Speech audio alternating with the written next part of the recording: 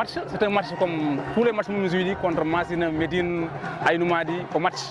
Ce sont des équipes. Bon, les gens ont travaillé dur pour arriver là. Pour l'exécution des choses. Nous avons dit la fois où nous avons entraînement miligor, galle miligor. Nous avons fait pour le terrain entraînement match non non. Ko journée fofu galle miligor. Ko limo galle nam entraînement. Ko lingo entraînement be dum terrain. Donc mbar andi équipe nyango, na équipe mo ngarami tan suka am tan be pem nyane fofu. Du ko ligo mi habe ha musse fuddo hawde parce que nyango aussi ko institution mo ko ASC mo don don. Moi sur le plan moral, mi a des problèmes moral abou. Parce que min victoire et défaite ko kondumi. Ani dam do sum fiam ko leçon mi jangat hen. Sum fi wa weltade parce que mi sellay. Bon, à chaque fois je essaie de faire des choses.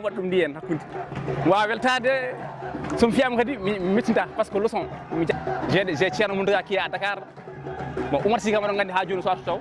Bon, yade manka mais dum don frani jouri trop et match quoi parce que c'est un collectif qui joue on a joueur joueur match.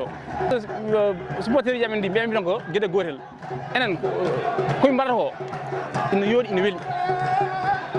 Public yo won dow wada supporter encourage was état.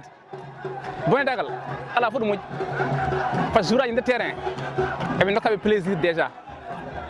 Donc c'est pas la peine que be dum do yomol supporter ngo fajatoje mo jayni way ko mi yakar mi juuta min pudiri bismillahir rahmanir rahim te min nyaagi Allah gayni alhamdulillah rabbil alamin si yakar wana équipe physique tan haadi don yakar ko équipe mawdo hande e der jum so tawi tan ko batte football e batte jogade staff moje e wawada ko wadar ko abe mbaawi yimbe en jabani bi dum kono minen match par match min badar préparer men badir ci préparer match aji fof non tan min badir préparer o do match parce que minen kadi min gona équipe to hos kadi e wuro ngo hande dal amen gardi fiidi yakar min jah parce que 3 points di min garen dum min ciowli dum tan adje men hande amen jogi jouraji mum amen jogi staff mum techniquement amen pari tactiquement amen pari première fois sa jeewi yakar rawan min poti ille ko labi tati somi jumani en tant qu'entraîneur non en tant qu'entraîneur ko haydar ƴettirmi dum nan kono ƴettirmi dum massa jawridi bien vrai ko yakar ko équipe mawɗo kono ko non tan ƴettirmi dum